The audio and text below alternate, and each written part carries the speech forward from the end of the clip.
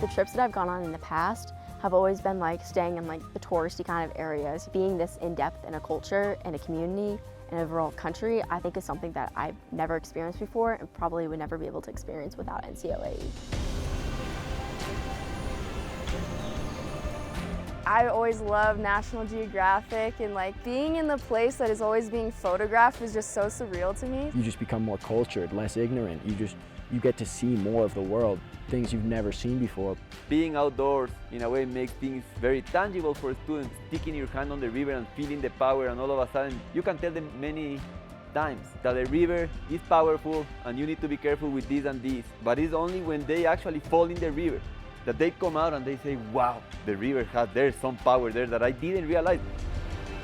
The part that I really loved about our course is that we got to stay with 3 different communities. That's something really unique to, I think, NCOAE in this particular excursion that we took.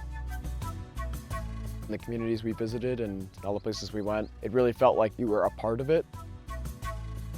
A thing I was most excited for coming to Ecuador was to try all the different food. I literally loved all of the food. It was so good, and I was actually able to work in the kitchen, like at Peluga Farm in San Clemente with the Quechua community. The experience definitely impacted students, whether it's from a language perspective or the perspective of growing as individuals. Never in my life did I think I'd be doing a traditional Quechua dance. Like, it was amazing.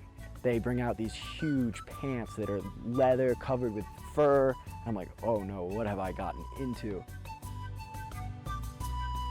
You see that different light in their eyes. There's something that they are bringing in their hearts back home, and they can be these new messengers for their communities. I don't even think I can begin to explain when I go home. It's something you have to experience to like understand what it was like. And I just want to do this everywhere. It's so unfair that we can only go to a finite amount of places in our lives. It's great, and I would do it again for sure.